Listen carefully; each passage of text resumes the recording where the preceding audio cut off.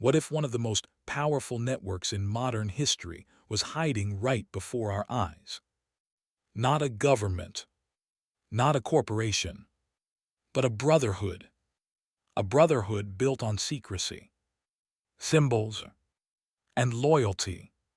For centuries, Freemasonry has been shrouded in mystery. Some describe it as a moral and philosophical society. Others believe it's a secret system of power influencing institutions from behind the scenes. In this video, we'll examine both sides.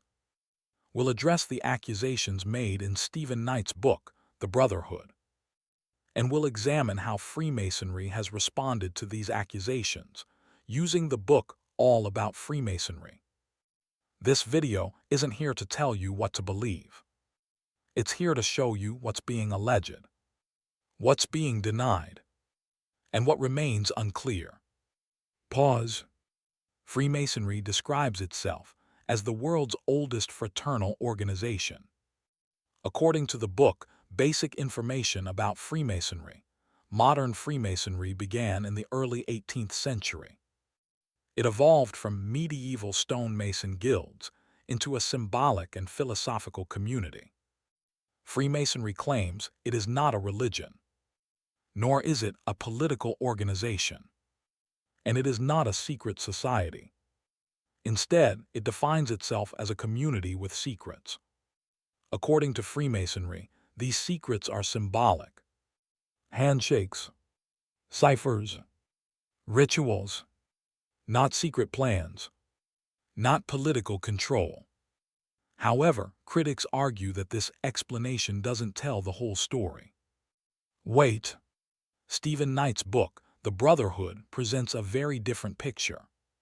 The book focuses on Freemasonry in Britain, specifically its presence in the police force, its presence in the courts, and its presence in state institutions. One of the most serious accusations concerns Masonic oaths.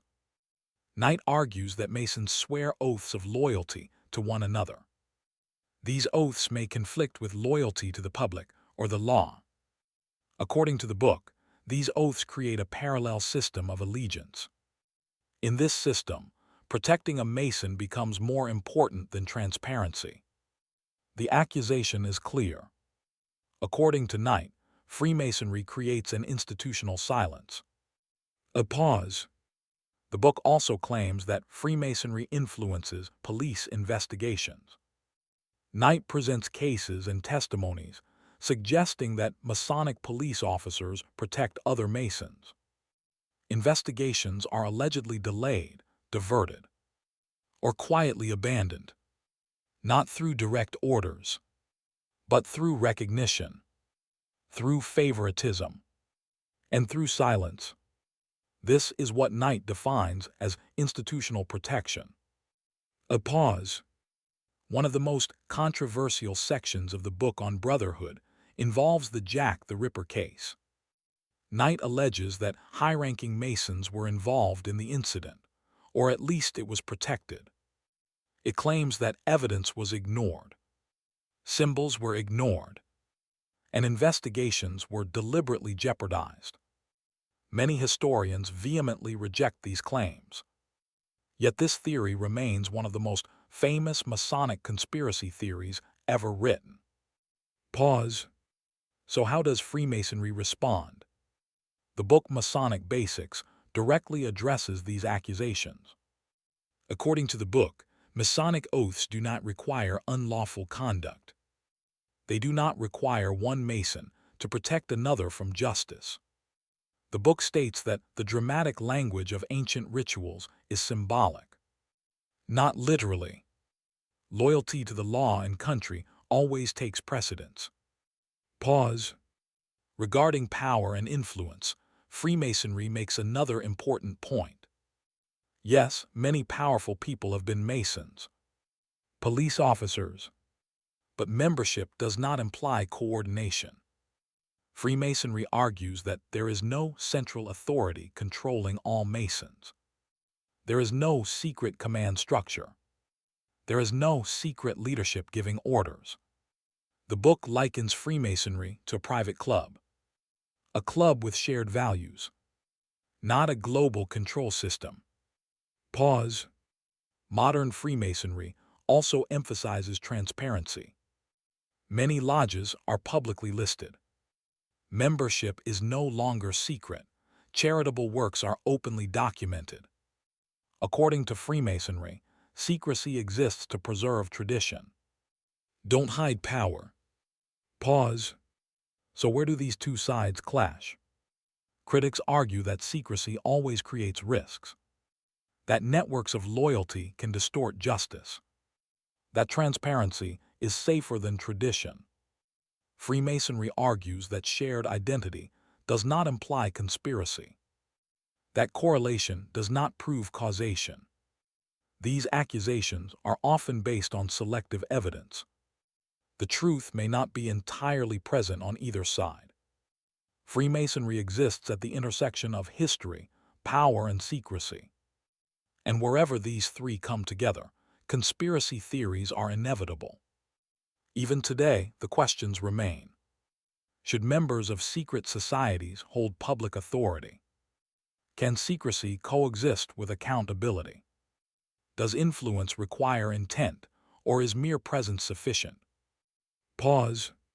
Freemasonry may not control the world, but it represents something powerful. Tradition, brotherhood, and secrecy. The danger of this power.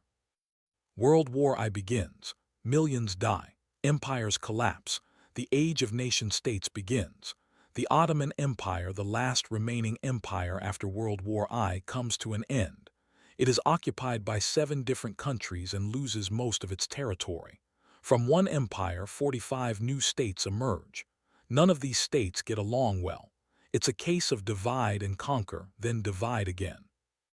Currently, these states are being targeted for division, especially the Balkan countries, Greece, Macedonia, Serbia, Kosovo.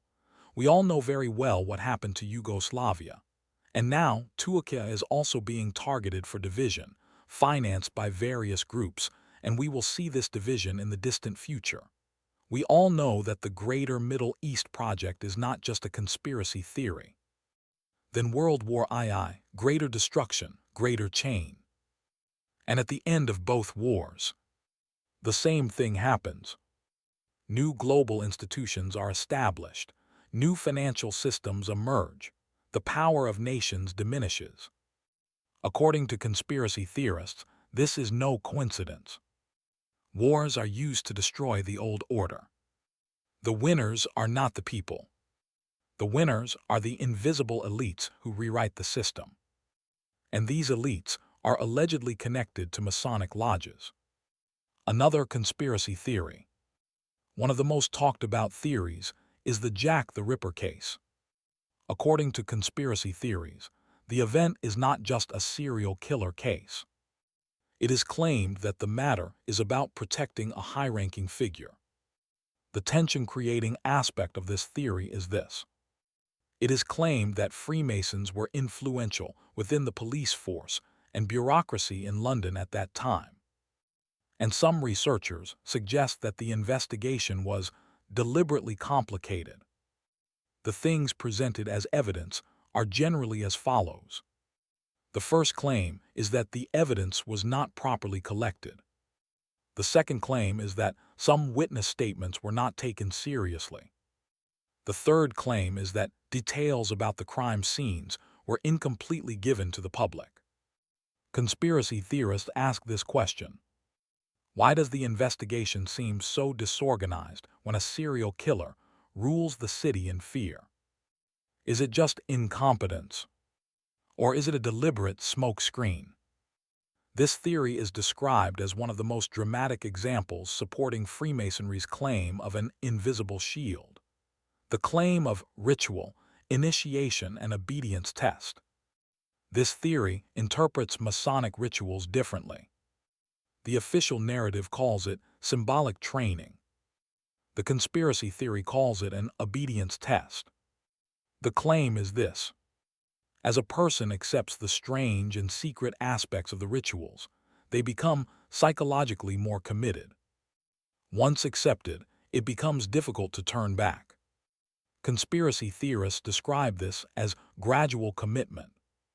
First a small secret, then a bigger secret, then a greater commitment. The claimed result is this. This structure gradually transforms the member and strengthens loyalty. The exciting sentence in this section is the idea. The bigger the secret, the more controlled the person carrying it becomes. One of the most popular narratives in conspiracy theories is this. Masonry didn't suddenly appear in the 1700s. It's older, darker, it has a deeper root. This root is most often attributed to the Knights Templar. The Knights Templar were a military and religious order that emerged in the Middle Ages. They grew during the Crusades. They are said to have become one of the richest and most powerful organizations in Europe. And according to conspiracy theories, the real turning point begins with their destruction. Pause. It is claimed that in the early 1300s, the Knights Templar became very powerful. They even became an organization from which the king borrowed money. This power was seen as a threat, especially to King Philip IV of France. According to the conspiracy narrative, the king wanted two things: the wealth of the Templars and the end of the Templars' influence. Therefore, it is said that a major operation was launched in 1307. The Templars were arrested en masse. They were tortured. Confessions were extracted. In official history, this process is explained by religious accusations. But according to conspiracy theories, the real aim was, the goal is to seize secrets and destroy wealth. Pause. At this point, the theory gets to its most exciting part. Conspiracy theorists say, the Templars weren't completely destroyed. They just became invisible. It's claimed that some Templars escaped. Some took refuge in Scotland. Some survived under different names. And the main claim is this. When the Templars fled, they didn't just save their lives. They carried something else with them. Information, secrets, documents, and perhaps a great fortune. Pause. According to conspiracy theories, the Templars weren't just soldiers. They were also a kind of financial power. It's claimed that the Templars used early examples of banking, money transfers, debt systems, secure storage. This is where the connection to Freemasonry begins to be made.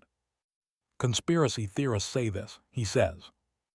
In the modern world, power comes from money, not sword. The Templars may have discovered this truth early on. And this legacy may have been passed down through secret networks over the centuries.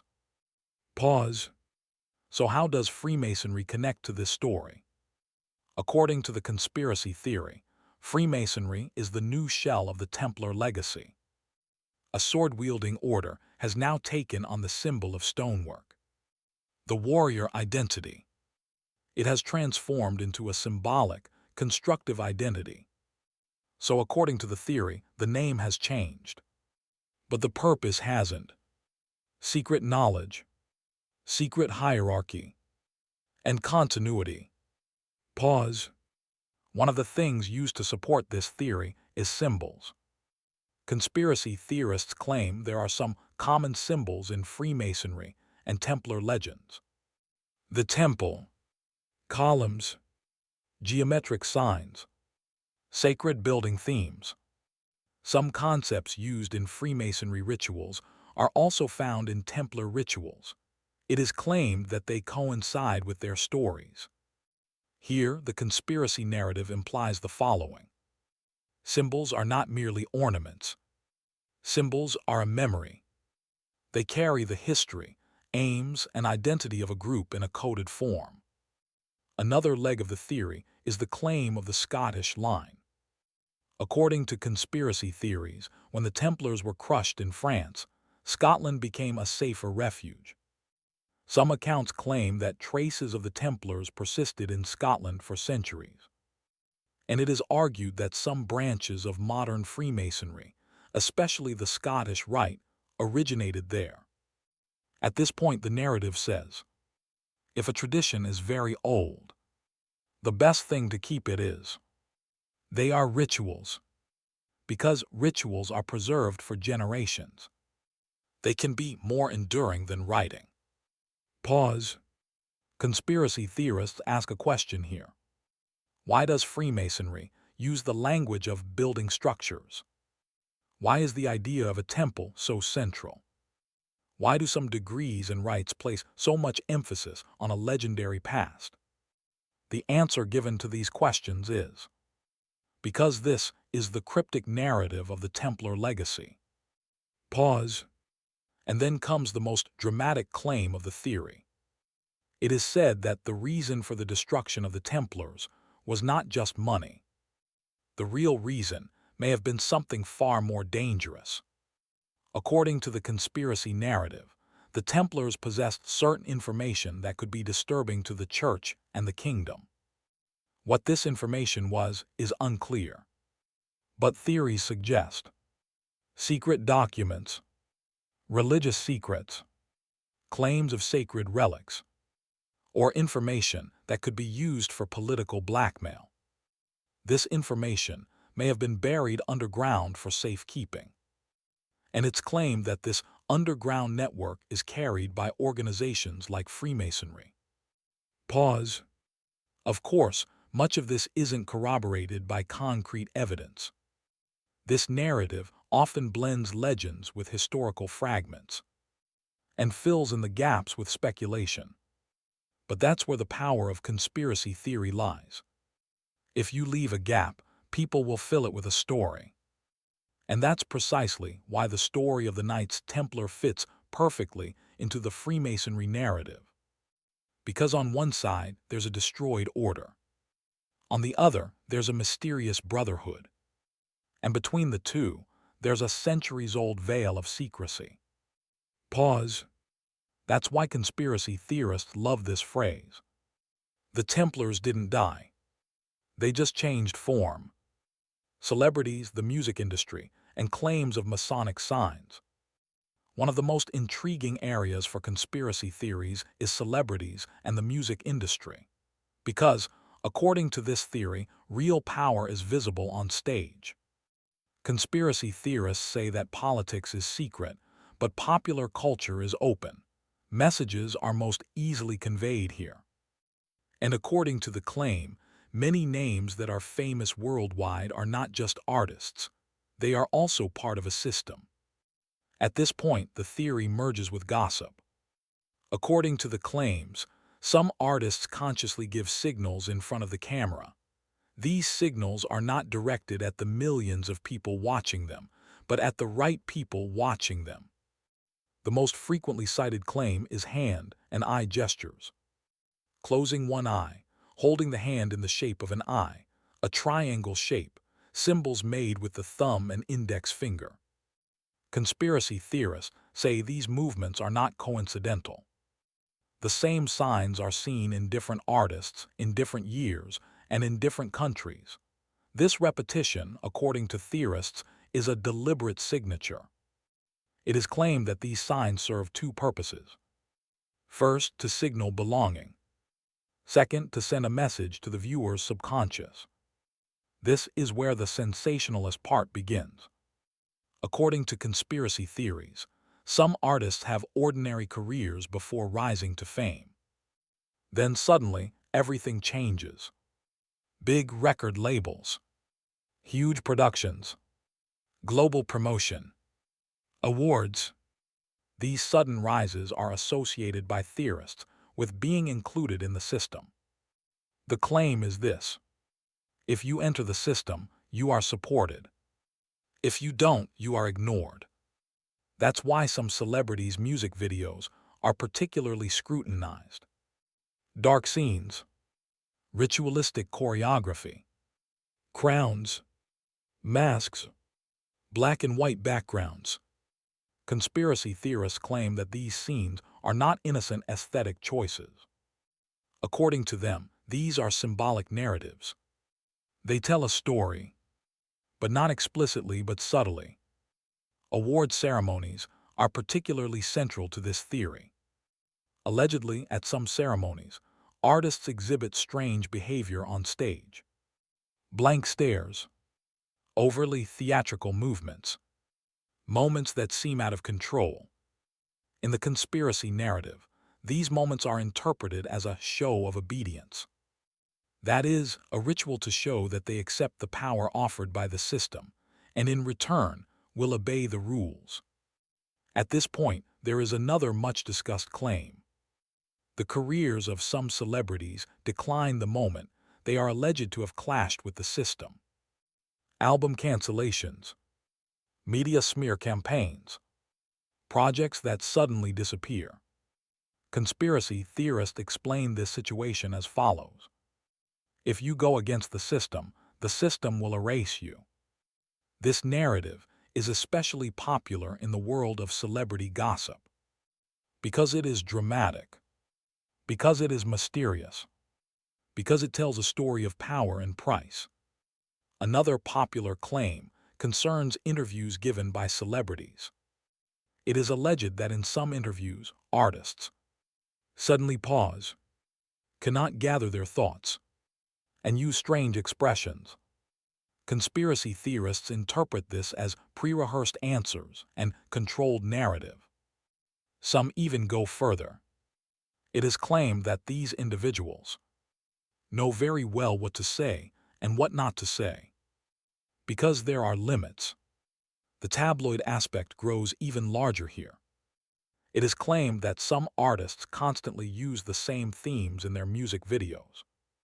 Rise, fall, death and rebirth, light and darkness. According to conspiracy theorists, these themes are a narrative account of the initiation ritual into the system. In other words, art is like a kind of confession, but not everyone can understand it. Another striking claim concerns those who became famous at a young age. Conspiracy theories say that the system shapes people most easily at a young age. That's why the lives of child stars are especially scrutinized. Rapid rise, psychological breakdown, scandals. Conspiracy theorists explain this cycle with the concept of price. It is said that fame doesn't come without a price. And at the heart of all these narratives is a single idea. Popular culture is not just entertainment. It is also a showcase. In this showcase, one can observe who is supported, who is promoted, and who is destroyed. Of course, all these narratives are not definitive proof. Artists and the industry reject these claims.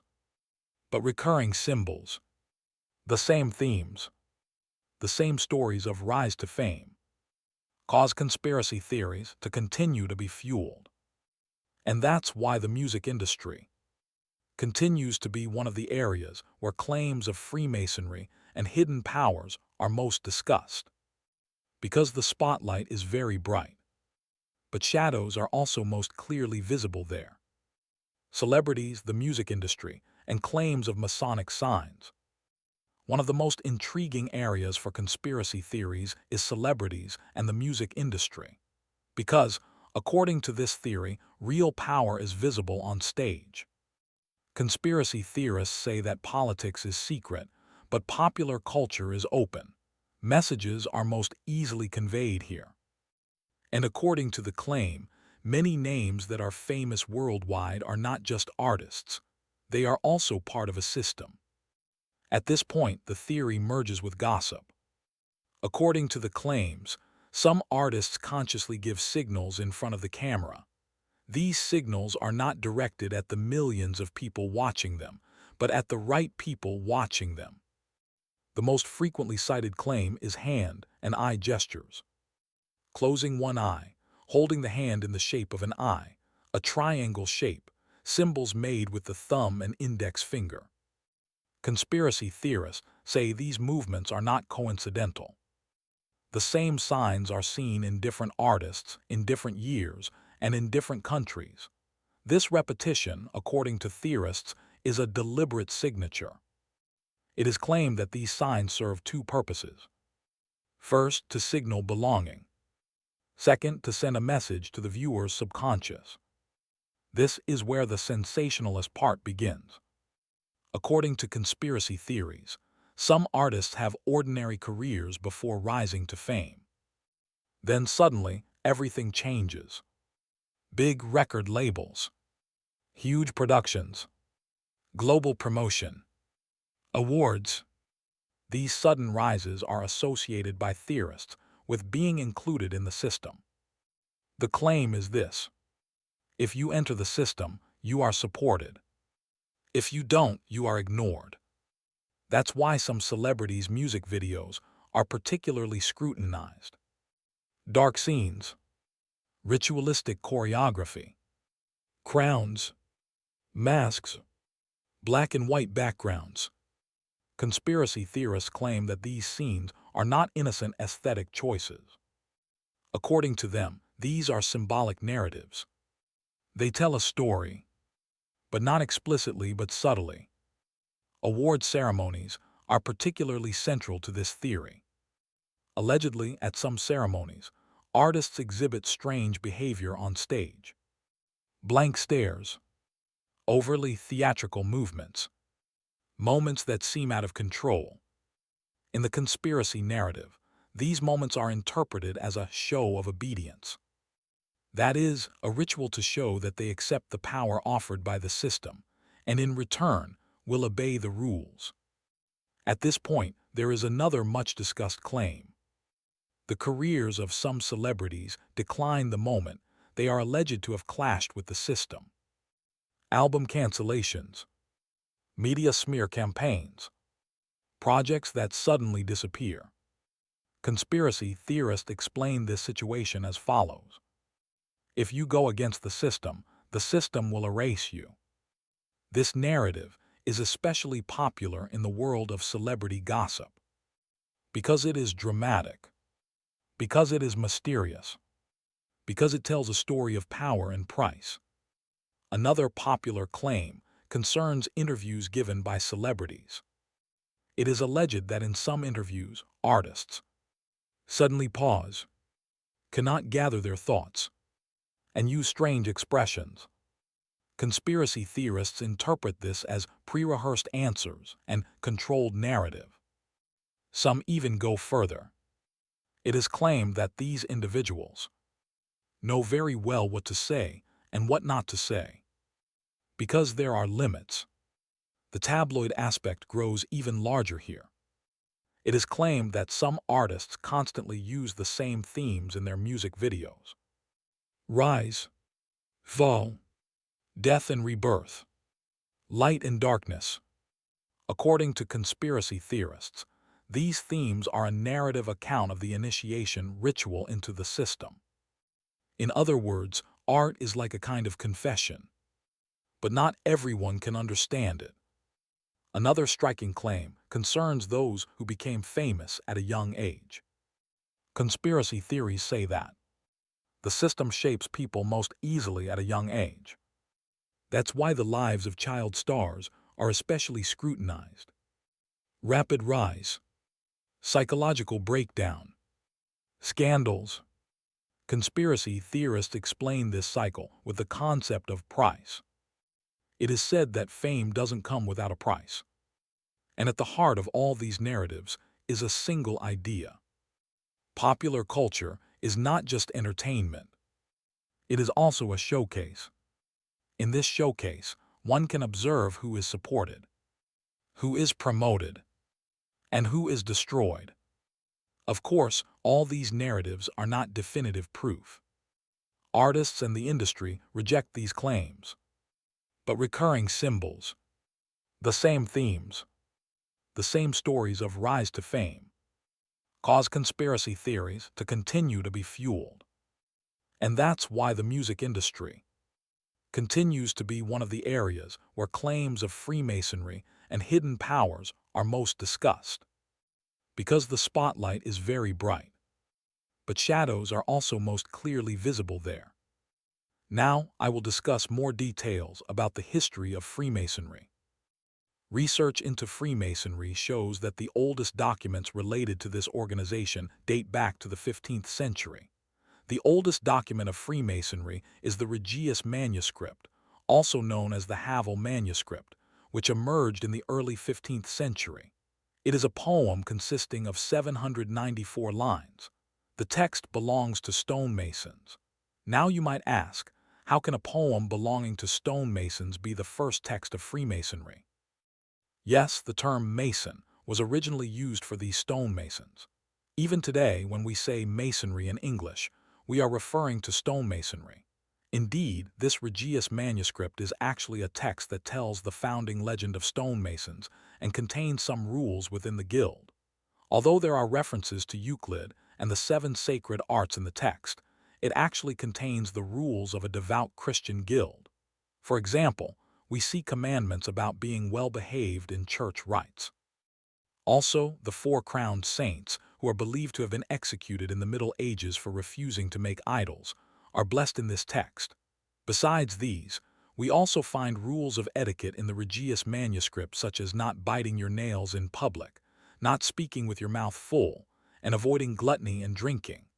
However, some of these points will later determine the main character of Freemasonry. For example, the rules called the 15 points of the art state the following. Point 3. The apprentice must keep the secrets of his master and the guild. He must not tell the master what he has heard or seen. Point 4. The apprentice must not act against the art. He must avoid deceit and wickedness that would harm his master and fellows. Even if the apprentice is under fear and discipline, this law also applies to him. Point 14. The Mason swears allegiance to his master, fellows, and sovereign. Treachery and sedition cannot exist in this art. As you can see, there is a professional organization and a special effort, a special prohibition, to prevent the disclosure of professional secrets. So, trade secrets are kept within the organization to prevent others from learning the secrets and trying to become stonemasons. Furthermore, the rule of mutual protection among craftsmen transforms stonemasons into a society that protects each other. The Regius text is truly significant because it differs from other guild texts we see from the Middle Ages. There are texts written before it, such as the London Masonic Ordinance and the York Masonic Constitution. However, these texts describe worker wages and the working standards of stonemasons. For the first time with this 794-line poem, the profession of Freemasonry is presented as a distinct occupation, separate from others. In those days, there were specific skills called the 7 liberal arts: grammar, rhetoric, logic, arithmetic, music, astronomy, and geometry. In this text, stonemasonry is presented as one of the 7 liberal arts, a part of geometry, and geometry is even considered the highest of all sciences. Moreover, for the first time, a legendary history of Freemasonry is found in this text. As you know, every profession used to have a founder myth. We see a similar tradition in our Ahi custom. Every profession had a master. In our tradition, professions without a master were considered without a spiritual guide. For example, the master of barbers was Selban letter 131 Pak, the master of tailors was Hazret Idris, and the master of coffee makers was Sheikh Shazili. In fact, in the past, shops would open every morning with a prayer, and signs would read, "Our shop is opened with the Bismillah, Hazret Sheikh Shazili is our master." Our teacher. This Regius manuscript actually forms a similar legendary history of the profession. According to it, the profession first emerged after the flood of Noah, during the construction of the Tower of Babel. Nebuchadnezzar, known to us as Butdun Nasir, tried to reach God with a tall tower and God punished him. To prevent the laborers from understanding each other, God created new languages. Thus, everyone began to speak different languages. Furthermore, the wise men dispersed throughout the world. Centuries passed, and the population of ancient Egypt increased, so much so that the children of nobles began to become unemployed due to this population excess. This time, the great wise scribe Euclid went to Egypt and taught geometry to the nobles so that they could find work. This knowledge was kept secret in Egypt for centuries and was brought to England by King Aethelstan, and the Order of Stonemasons was established in this way. This is the legendary history told in the Regius text. On the other hand, around the same period in the mid-15th century, the Kukil manuscript, a prose text, appears. Here we see that the story deepens even further. According to this, after the flood, this craft, namely geometry, was invented by Jebel, the grandson of Noah, and it is said that Jebel engraved this knowledge on 2 stone pillars to preserve it. These pillars would be found centuries later by Pythagoras and Hermes. The first king to protect the Masons is said to be Nimrod, and it is also said that he was the king who established the first rules. Centuries pass again. The profession is brought to England by Aethelstan, because Aethelstan's son is an anonymous Freemason and receives a privilege from his father to protect his colleagues, just like Nimrod did Aethelstan. It brings order to Freemasonry. In almost every text that follows, new elements will be added to this legend, and this history will actually grow gradually. For example, in the Grand Lodge Christmas manuscript dated 1583, the name of Aethelstan's son is given as Edwin, and details such as his first location being in New York are added. Of course, today historians say that Aethelstan did not have a son, or at least a legitimately recognized prince. This history has become established in a legendary way. Because there is a process of creating history here, and step by step, the legendary history of Freemasonry is nourished with new stories. If we come to the real history, until the end of the 1500s, the Guild or Lodge of Stonemasons came as a Christian professional organization. In those days, stonemasonry did not actually have a regular and permanent organization. People came together on a construction basis and had their own traditions. For example, they attributed symbolic and moral meanings to tools such as the hammer, square, and compass. They also connect themselves to legendary texts and anecdotal narratives, such as the Regius manuscript. They hold ceremonies in the name of their patron saints, especially Saint John, and try to help each other as much as possible. For example, when a master craftsman dies, his colleagues cover the funeral expenses. They provide assistance to the surviving widow or spouse. Furthermore, each city has its own lodge, and each lodge has its own rules. In fact, it's almost the same as our Ahi Brotherhood. This period is called operative Freemasonry. So when we say Mason, we still mean stonemason, or in today's terms, architects and engineers. A chief architect named William Shaw changed this process. Shaw was a very important figure in the service of King James of Denmark and England. In the terminology of the time, he was the master of works. His signature is on the construction of many castles, palaces, and civil buildings. He also had a place in court protocol and could easily participate in embassy meetings.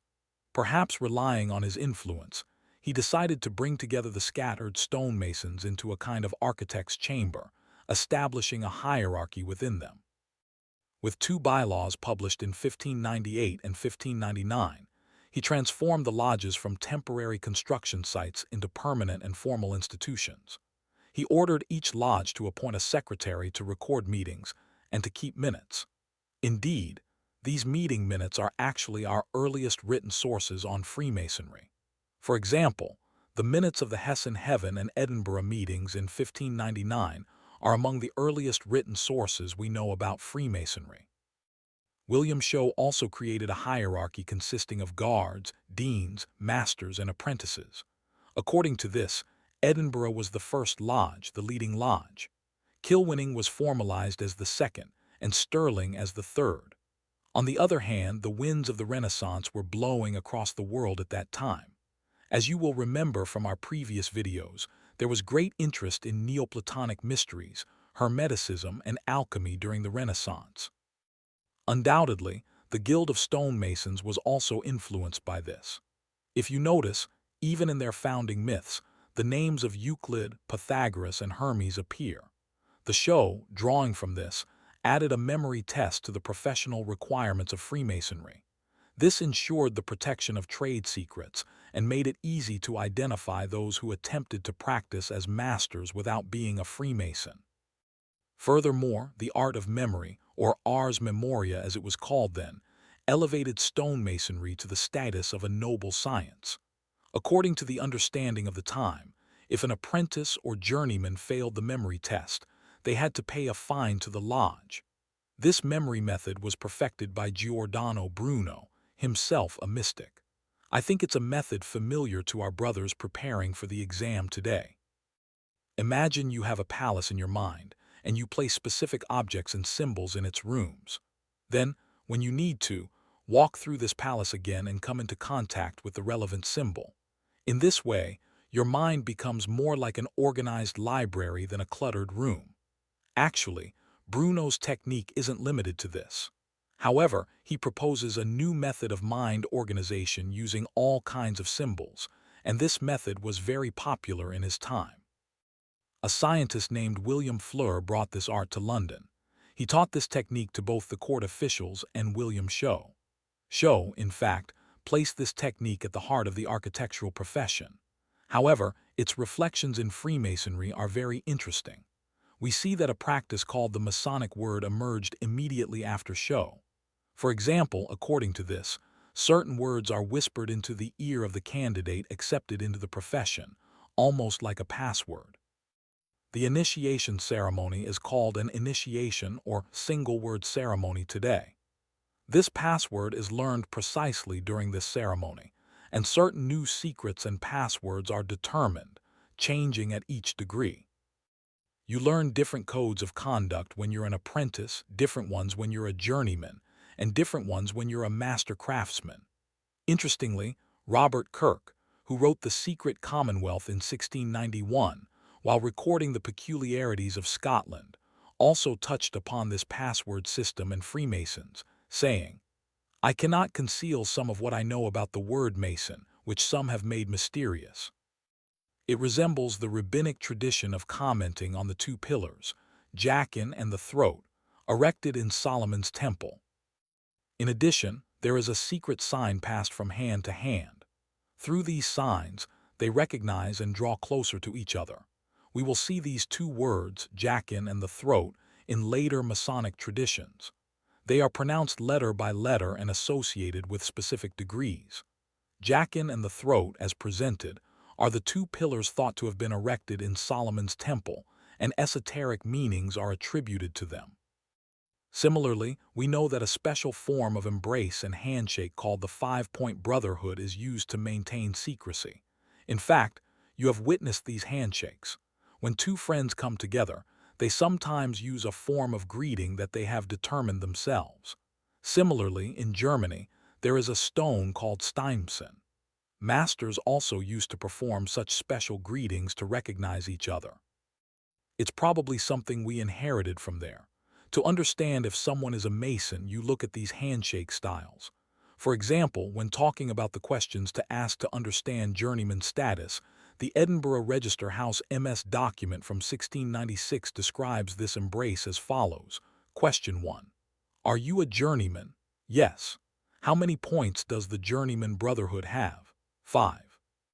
That is, feet to feet, knees to knees, heart to heart, hand in hand, and ear to ear. Then make the brotherhood sign and shake hands. This way you will be recognized as a true Mason. As you can see, it's a special form of greeting. Knees, heart, and ear come together. The 5 points unite and the salute of unity is given. There is also another form of handshake where you press on the joint of the other brother with 2 fingers or your thumb, which is said to still be in use. In fact, the rumors about the Masonic salute, etc., actually originate from here. So, Masons always use mysterious symbols to recognize each other. They applied, and this can be interpreted in different ways in the public imagination. To access these mysteries, you must not be a serf, that is, a peasant bound by a contract. You cannot access these mysteries if you are a slave. You must be a free person accepted according to the lodge's conditions. Furthermore, possessing this secret knowledge makes you a Freemason at that time. That is, it is registered that you are someone who has studied liberal arts, is free to benefit from the privileges of Freemasonry. Moreover, those accepted into the lodge were not ordinary stonemasons but Freemasons, meaning free contractors or architects who took over the entire construction with decorations and sculptures, and these were called free stonemasons. Therefore, the free in the term free and accepted Mason, which you are familiar with from the current agenda, is based on such a background. So what does accepted mean? The answer to this question brings us to a new stage that has brought Freemasonry to its present state. That is, non-operative or speculative Freemasonry. That is, a tradition created by people who are not stonemasons, architects, contractors, etc., but are registered with the lodges, and today, Freemasons. When we hear this structure comes to mind. The question of when non-stonemasons were admitted to Masonic lodges is debatable. We first see the name of someone named John Boswell from Auchincloss in a lodge meeting held in the presence of William Show in 1600. This Boswell was not a stonemason. However, Masonic symbols are found next to his signature. Similarly, in the 1620s, terms like Masonic initiation and acceptance into Freemasonry, which did not exist before, began to appear in lodge texts. Around this time, a civil war broke out in England in the 1640s. Scotland, which was predominantly Catholic, was in rebellion against England, and in this atmosphere of rebellion, Scottish Masonic lodges supported the army. They stood by Scotland. The Edinburgh Lodge decided that it would be appropriate to grant Masonic ranks to some generals who played a role in the war. Ultimately, Freemasonry is an art of geometry, and soldiers who perform ballistic tasks such as calculating the trajectory of cannon fire are people who know geometry exceptionally well. Indeed, Ataturk also had studies in geometry. You know, this closeness actually stems from military service. On May 20, 1641, artillery officer Alexander Hamilton, Sir Robert Murray, and a group of soldiers were admitted to Freemasonry. These names go down in history as the first admitted Freemasons. That is, those who were not professionals but were admitted to the profession as honorary guests because of their interest in geometry. Murray valued Freemasonry so much that he felt the need to indicate that he was a Freemason by drawing a 5-pointed star next to his signature in his correspondence. So it seems that being a Freemason was a matter of prestige in those days. On the other hand, on the other side of the conflict, that is, on the English side, another name supporting King Charles was Elias Eshmol, who is the first recorded person to be admitted to English Freemasonry. Eshmol was an ancient scholar interested in alchemy and magic in those days, and in his diary, he wrote that in 1646 he was admitted to Freemasonry at the Warrington Lodge in Lancashire along with a colonel. According to his diary, when he was invited to a Masonic meeting in 1682, he was the most important member with 35 years of seniority. Eshmol was a wealthy collector. Indeed, his collection is now on display at the Eshmol Museum in Oxford, Britain's first public museum. He also translated the works of John Dee, whom we touched upon in the Prague documentary. Furthermore, he wrote a medical book called The Way to Happiness, and his works were carefully studied by philosophers of prayer such as Isaac Newton. Therefore, a respectable gentleman from a truly elite class of society was entering Freemasonry seeking prestige there. In those days, the initiation of figures like Ashmole and Murray into Freemasonry fundamentally changed the structure of the society.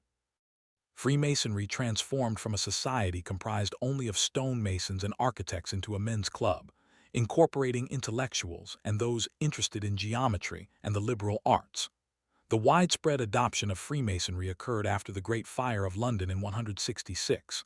Until then, Old London had the appearance of a wooden northern city, much like Old Istanbul.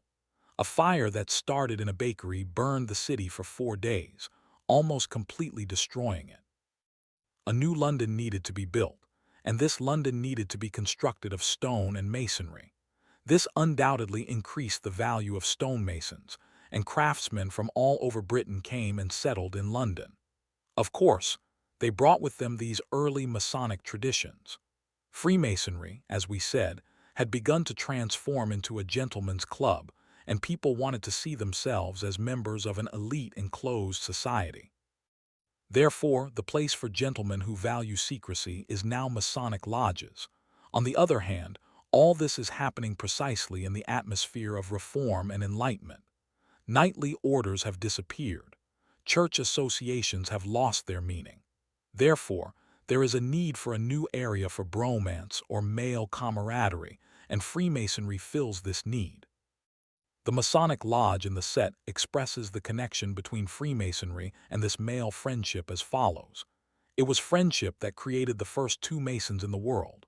Friendship brought two men together and united their hearts and feelings. This is the origin of Freemasonry. In the speeches written by the Scottish Masonic master Knight Ramsay in the late 1730s, Freemasonry is defined as masculine friendship. Masonic masters are depicted as a peaceful harbor where the passions of the outside world cannot enter. Therefore, there is no place for women whatsoever. In this statement, Knight Ramsay says, "We fear that the magic of love will make us forget our brotherhood. The names of brother and friend will be weak weapons to protect our hearts from competition for a woman. As you will see, women are not allowed inside so that men don't fight amongst themselves over who seduced the woman." This bromance is so important that in the 1730s, Freemasons would face accusations of sodomy or homosexuality. To escape this accusation, some would even open adaptation lodges, adoption lodges, and create new rituals that women could participate in. Others would try to avoid these accusations by including a requirement in their bylaws to prove love for the opposite sex. Today, if you look at any source, you will find information stating that Freemasonry began with the founding of England on June 24, 1717, by Grand Louis I. However, as you will see, the roots of Freemasonry go back much further, to some extent as old as the history of stonemasons.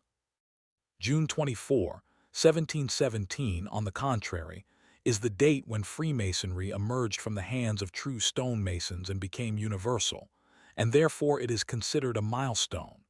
First of all, as you may recall, we mentioned the craftsmen who settled in London after the fire of London. By 1714, the construction of London was largely complete, and the craftsmen had begun to leave the city to find new work.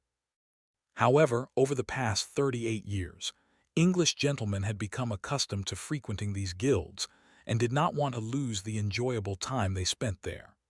Master architect Sir Christopher Wren was also growing old and neglecting his duties around this time. Therefore, the gentlemen decided to hold a meeting, and members of the Four Lois, local associations, of London gathered at the Apple Tree Tavern in Covent Garden to elect a leader. The gentlemen of these Four Lois were named after the four taverns, where they were accustomed to hosting banquets. Indeed, on June 24, 1717, they gathered at the Gow and Gridrian Tavern and declared the establishment of the Grand Lodge of England. The date of June 24 was not a coincidence. It was the feast day of St. John, the patron saint of architects.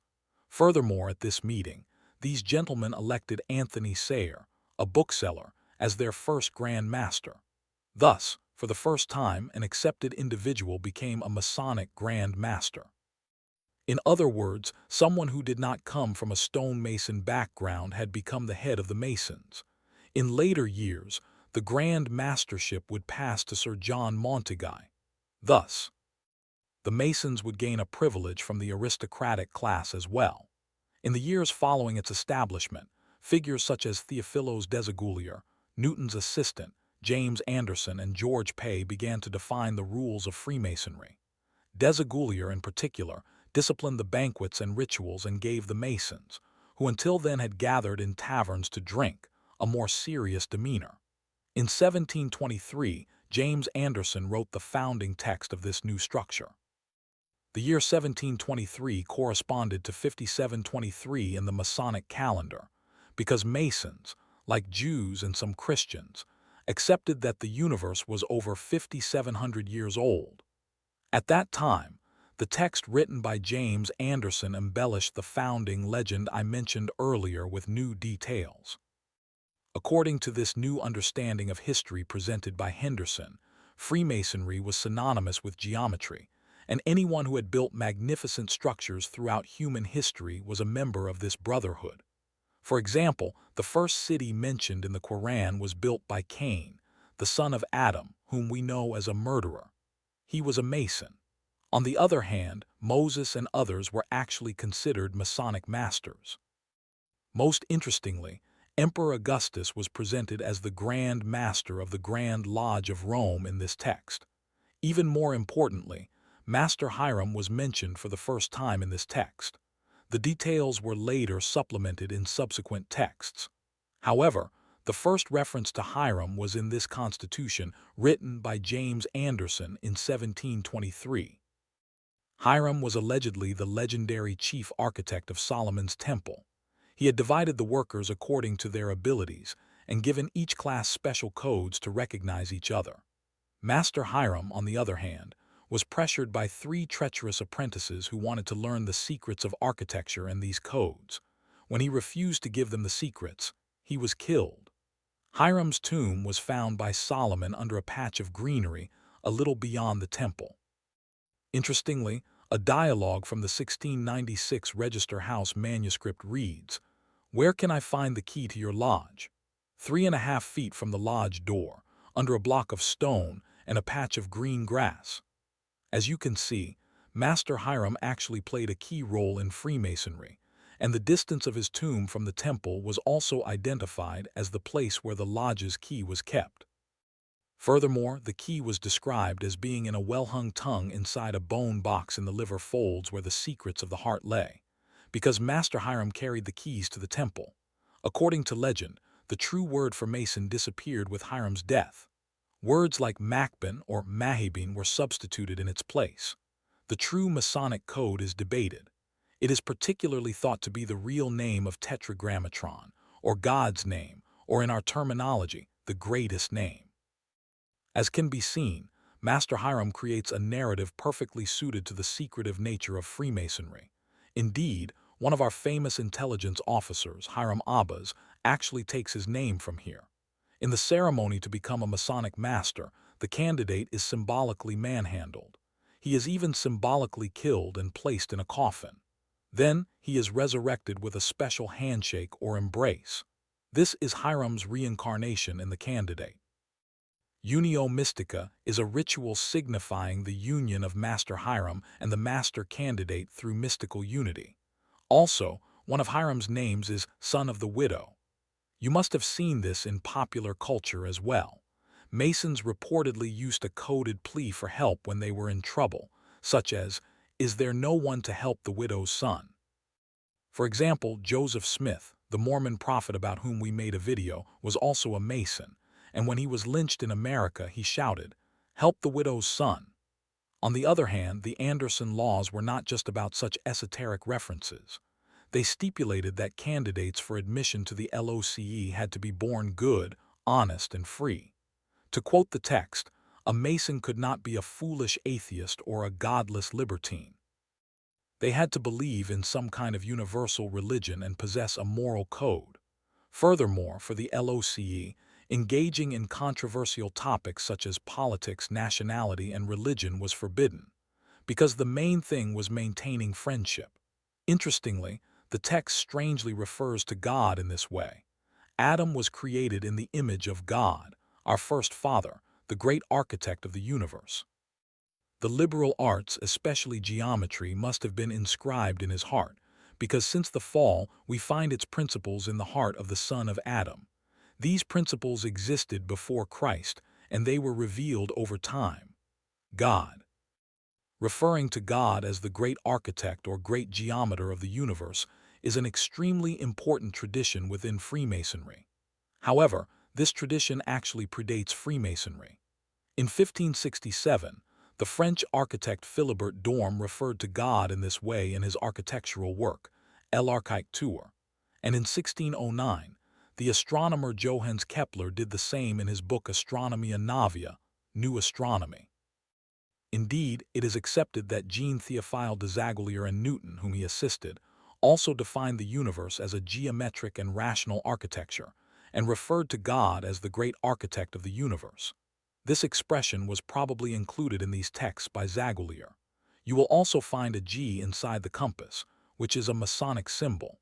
This is a symbol representing both God and geometry. After 1723, Freemasonry began to spread rapidly throughout the world. We see a transition from Britain to continental Europe. For example, the first lodges opened in Paris in 1726, Madrid in 1728, Lisbon in 1730, and the Netherlands in 1734. Soon after, we see new Masonic lodges opening in the colonies. The lodges in Gibraltar and Bengal were opened in 1729, the Calcutta Lodge in 1728, and the lodges in America began opening in the 1730s. Indeed, Benjamin Franklin, one of the founding fathers of America, joined one of the first lodges opened in Philadelphia and rose to the rank of Grand Master in 1735. Benjamin Franklin himself was also the first to print Masonic texts in North America. Of course, Freemasonry had a very significant influence on the founding of America. John Dickey, in his work translated as The Brotherhood, extensively discusses this influence, and we could address this as the subject of another video. But let's return to continental Europe and the founding principles of Freemasonry. Freemasonry, as can be seen, is a tradition born in the Scottish and English atmosphere. However, it was the French who gave it its character that has lasted to this day. French teachers added the high grades, extending up to 33 degrees, to the traditional 3-degree system of Freemasonry: apprentice, journeyman, and master. To legitimize this, they called it the Scottish Rite. Today, the most widespread form of Freemasonry in the world is the Scottish Rite. Indeed, this Scottish Rite is mostly prevalent in our country as well. For example, Talat Pasha was a 33rd degree Masonic master. This Scottish Rite became so widespread that writers like Voltaire and important figures like the Prussian Emperor Frederick I were members of lodges affiliated with this school. We even know that Frederick and Voltaire corresponded as two brothers. Furthermore, the French also Frenchified the founding story. This time, it was Charles Martel, not Adel, who brought Freemasonry to Europe.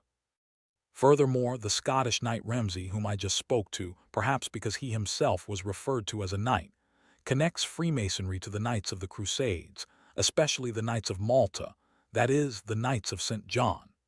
This immediately brings to mind the Templars. Indeed, nowadays, when Freemasonry is mentioned, the Templars come to mind, and even in productions like Kurtler Vadisi, Valley of Wolves, Freemasonry and Templarism are equated to some extent. However, what Knight Ramsay is actually referring to is not the Templars, but the Knights of Malta. Yet, in expressing this, he mentions the knights executed in their texts called discourses. The Knights Templar fell out with the Church, and the last Templar, Jacques de Molay, was executed in 1314. Therefore, it is understood from his statements that he is referring to the Templars, and Baron von Hunt, who formed his own school in Germany, brought the Templar claim to its complete form in the mid-1700s. In fact, neither in the legendary Masonic Lodge histories nor in any truly sound historical research is there any document that connects Freemasons to the Templars. Although it has no connection to chivalry, Freemasonry, at its founding, was an organization focused on Christian morality and did not accept people of other religions, such as Jews and Muslims, into this group. They particularly use the Gospel of John in their rituals and swear oaths by placing themselves on it. Despite this, they could not escape the suspicious gaze of the papacy. Pope Clement XII reportedly wondered why Freemasons were so secretive if they weren't doing anything wrong, and when he heard that deadly oaths were taken during the rituals, he saw this as a problem. Indeed, there are very deadly oaths within Freemasonry. Oaths such as, "May a sword be thrust into my neck," or "May I drown in the sea" are taken. To give an example, the initiation ceremony was performed roughly as follows. First, the candidate was taken to the contemplation room and made to contemplate death while looking at a skull. Then his chest was opened. A noose was placed around his neck. The person who performed these rituals was called the dreaded brother, almost like a grim reaper. He would show a coffin to the newcomer, saying, "What are you doing here? If you try to infiltrate our ranks, your end will be in the coffin." If the candidate replied that they wanted to escape the darkness and seek the light, their eyes would be blindfolded, and they would be brought to the main hall of the lodge. Yep. Entry to the lodge was from the west corner, because the worshipful master sat in the east. As you know, there is a saying, "The oriental, luxurious light comes from the east." Therefore, Masonic masters also sit on the east side of the lodge. The candidate coming from the west walks towards the light symbolically, and when he comes right in front of the master, dialogue similar to this take place during the initiation ceremony. Now you will swear an oath by placing your hand on the sacred book, the square and compass. Do you promise never to share our secrets? The candidate swears an oath. If I break it, I accept that my throat will be cut, my tongue will be torn out at the root, and my body will be buried in the sea. Worshipful Master, my brothers, give our candidate the light. The candidate's blindfold is removed. All the brothers in the lodge are looking at him. Worshipful Master, you are now one of our brothers. The secrets that will allow us to recognize you are as follows. The sign is a cutting motion made under the throat. The touch is pressing your thumb against the joint of your brother's index finger. The word is throat. This word is never spoken all at once. It is coded letter by letter. Finally, the venerable master bestows a robe upon the new candidate, considered more noble than the insignia of the greatest kings, as a symbol of purity and honesty. The other Masons welcome this new candidate, and a feast is held, perhaps concluding the meeting. As you will see, throughout the ceremony, there is always a theme of death, and the candidate is threatened with death if they reveal the secrets. Therefore, the papacy finds the use of such threats strange. On the other hand, Masons are not sensitive about sectarian matters. Both Protestants and Catholics can become Masons. Therefore, the Catholic Church considers Freemasonry to be inclined towards heresy. Furthermore, the fact that Masons have established an organization separate from public authority and possess their own constitution is seen as a potential state within a state. Indeed, from 1735 onwards, the Netherlands, Geneva, and France successively banned Masonic meetings.